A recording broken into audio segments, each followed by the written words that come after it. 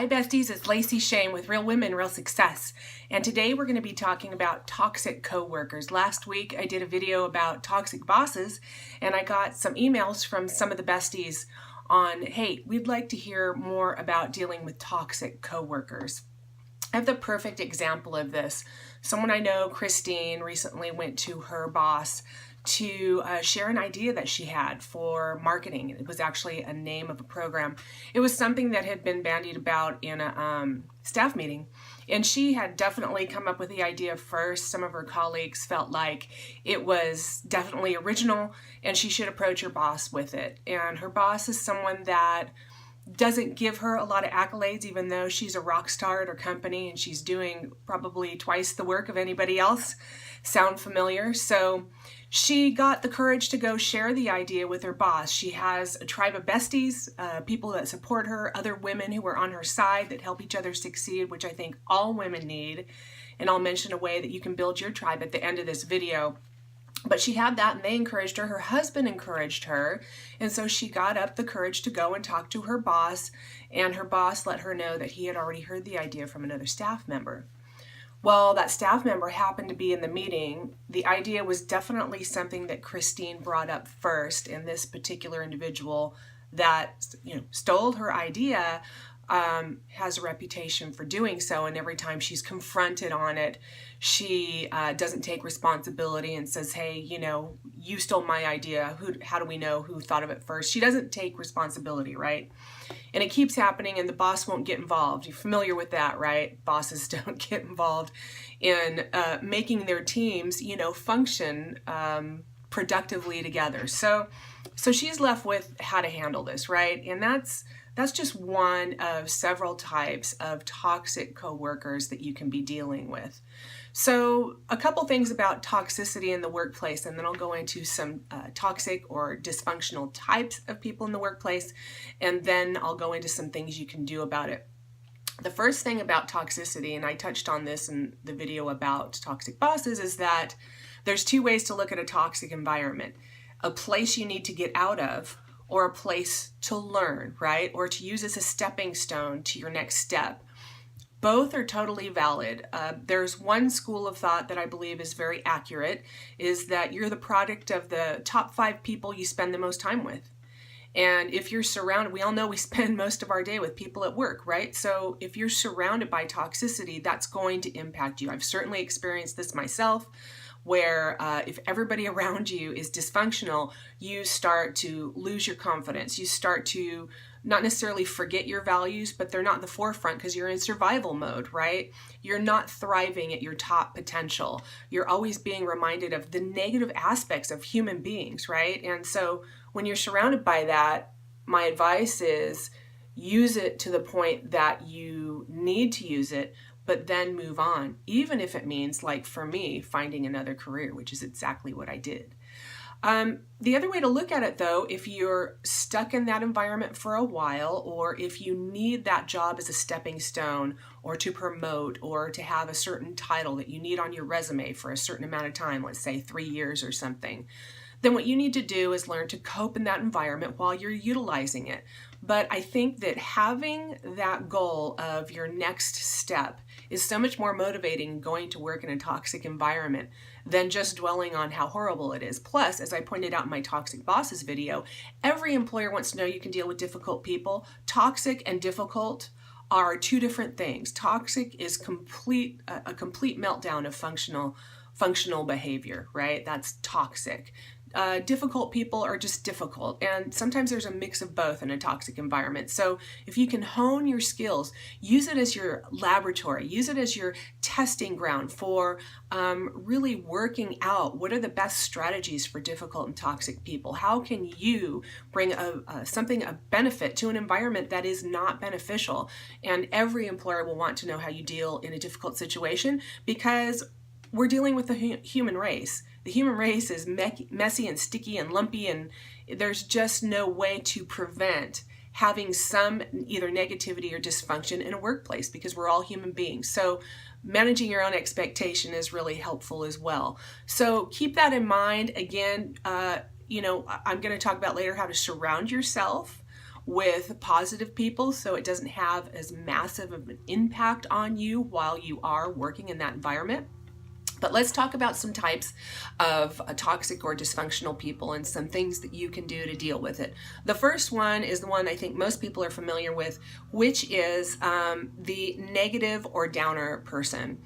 And I think that being a force for good in this situation is always the best route to go, taking the high road. When someone is downgrading the work environment or someone in the workplace, find something positive to comment on and be a force for positivity in that person's life.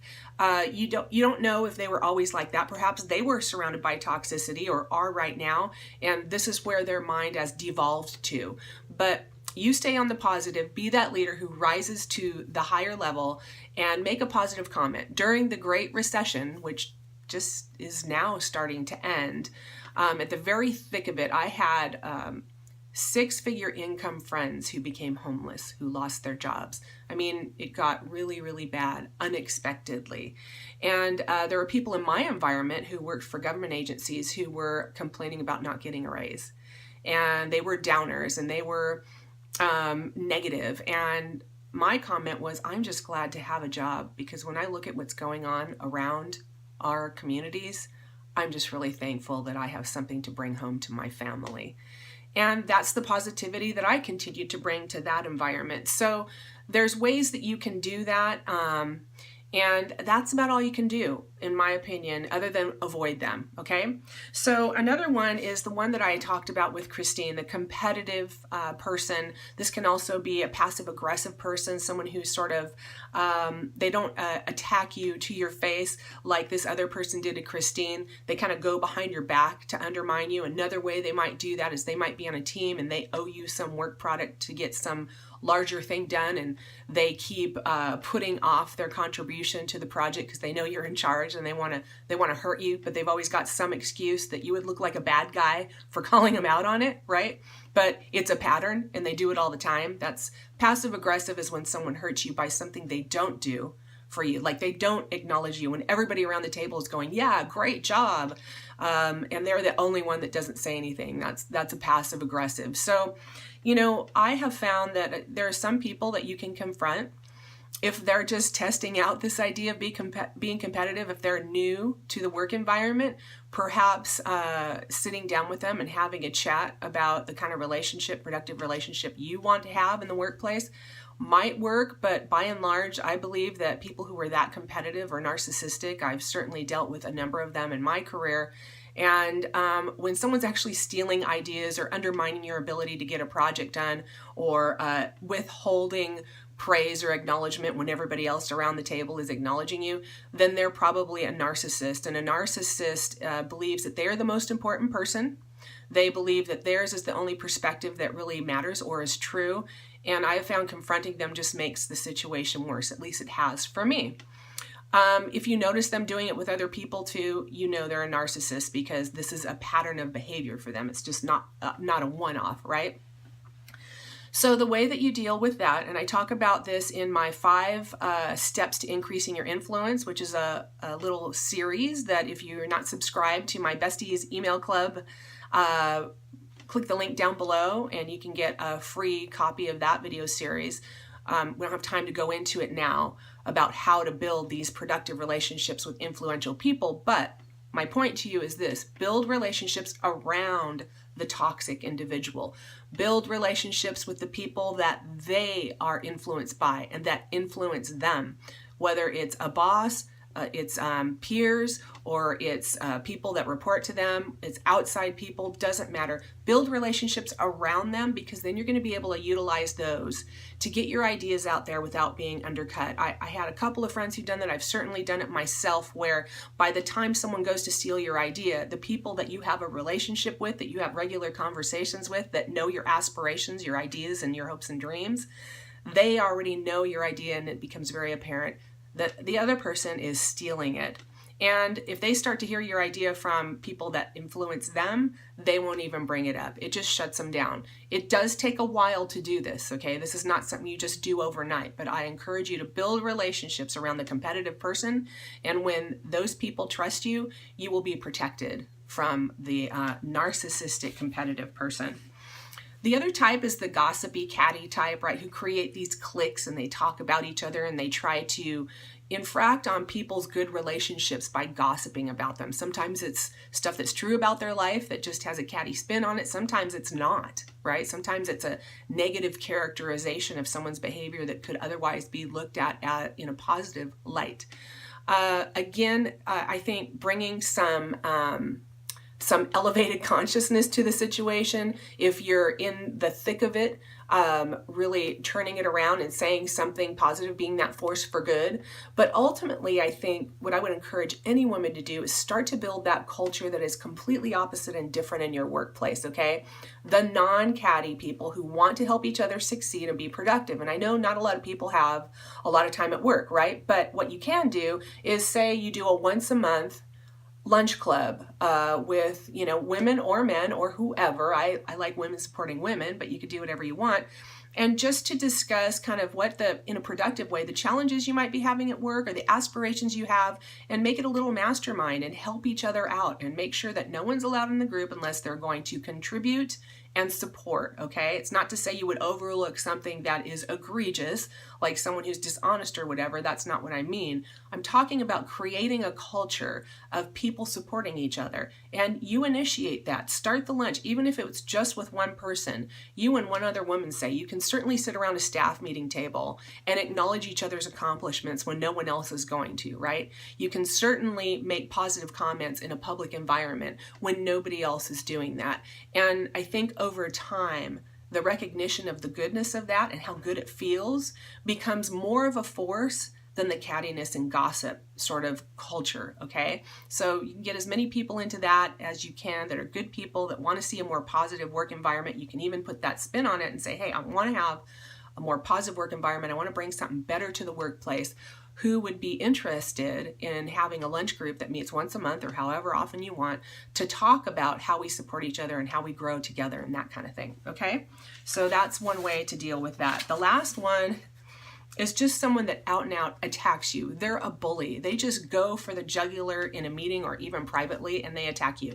And I have another video on what to do when someone attacks you that you can look at. We can't get into the full strategy here, but the first thing you want to do is just take a deep breath.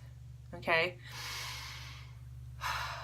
that's going to let the emotion go, okay? When someone attacks you, they're looking for you to go down an emotional path with them. The way to shut it down is not to go down that emotional path. They want you to engage. They want you to react. They want you to get upset. And so that's the reason for the deep breath. You're acknowledging, I'm not going to get upset.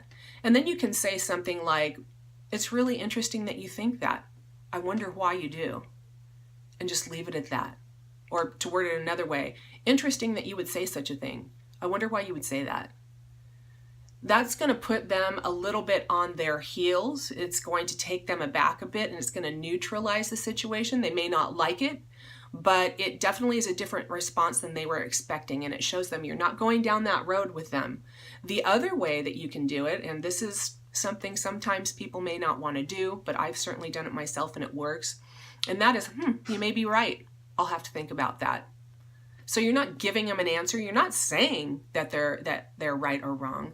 You're just putting them back on their heels again and saying, I'll think about that. It really shuts it down. What it says is, I'm not having this conversation right now. And it allows you to not, again, go down that road with them. So there are a couple strategies. You can come up with some of your own. Just think about it this way.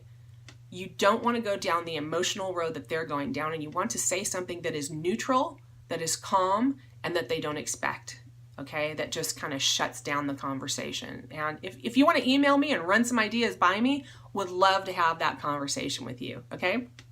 So I'm just going to wrap up with 6 things you can do if you find yourself in a situation where you need to be working in a toxic environment. The first thing I want to say is surround yourself with positive people.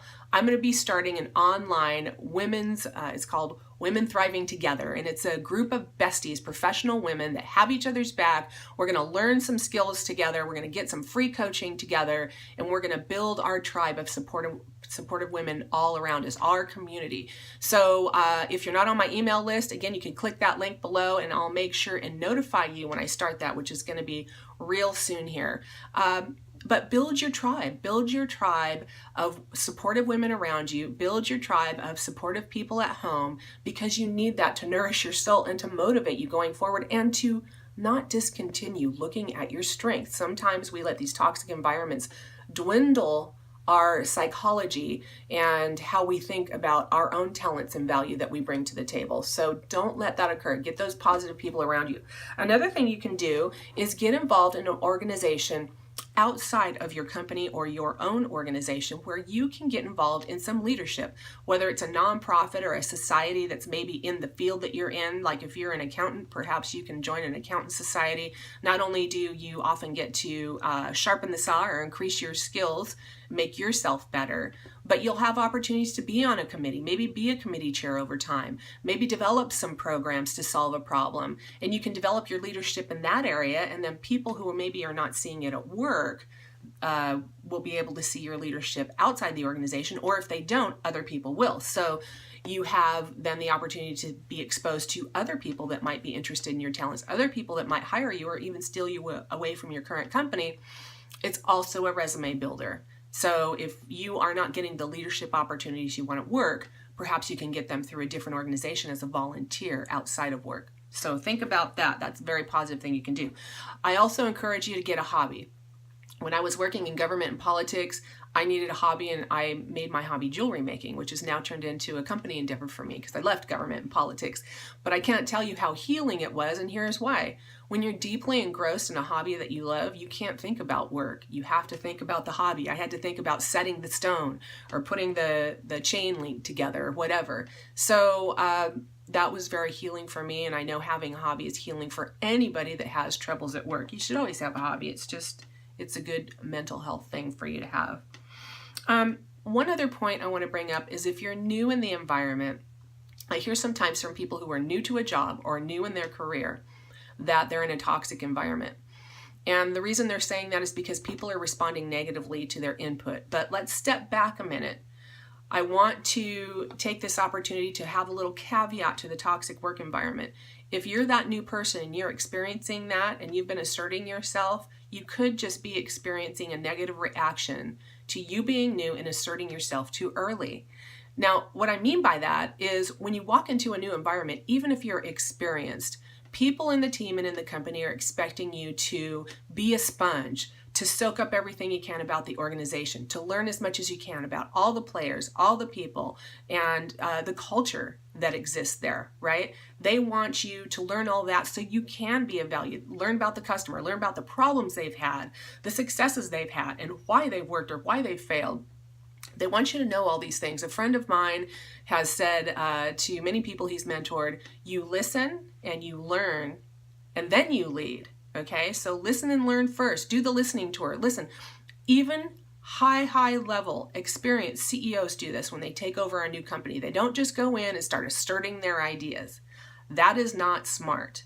What they do is they go in and they do a listening tour. They do a listening tour of the board of directors. They do a listening tour of the staff, of the executive assistant, of this department and that department. They get a really good feel for what exists before they start asserting their leadership. And that is absolutely the smartest way to go.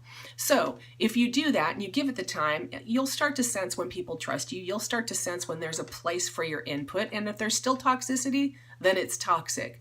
But consider if you're new that it might be people are just reacting to you, not doing your homework before you, and not melding into the team before you actually start asserting yourself. So give that some thought. As I mentioned earlier, you can see the environment as a learning opportunity, and that's so important. Future employers want to see you do that. They want to see you look at a negative situation and how you brought positivity to it, how you brought neutrality to it, how maybe you didn't take on the toxicity of other people, but you were able to negotiate the way you acted within it. So use it as your testing ground. Try some of these techniques that I've shared with you today, or some other techniques, and use it as your testing ground for what works and what doesn't. And be okay with some of the failures, but be okay with your successes too, because those are things that are going to get you the next job. And lastly, when it's a truly toxic environment and the point you've gathered everything that you can gather from that work environment, move on. I even changed my career to move out of my last toxic environment. So it's really important to surround yourself with positive people that have the values that you have, that are going places that you want to go.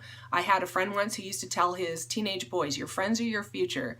It's the same thing as you're a product of the top 5 people you spend the most time with. So try to move towards having those top 5 people be people you actually want to be around. Okay? So I hope that was helpful. Glad to fulfill that request. If you have any more, keep them coming. My email is Lacy@LacyShane.com. Shane is spelled S-C-H-O-E-N. Lacy's spelled L-A-C-Y. And click down below to join my Besties Club. Like I said, I'm going to be starting Women Thriving Together. It's a monthly webcast where we're going to tackle some issue that women deal with, whether it's at home, at work, with friends, achieving our dreams, whatever it is. We'll have some training, we'll have some coaching. You'll be able to ask questions on your specific situation, and you'll be able to build your tribe of supportive women. We'll have a Facebook page where just our private group can interact together and develop your own networks of women supporting women. So I hope you'll do that. Get on my email list and I'll make sure you know about it. And I want you to go out there and have a great week today. We're besties, so let's support each other. And always remember, I'm your biggest fan.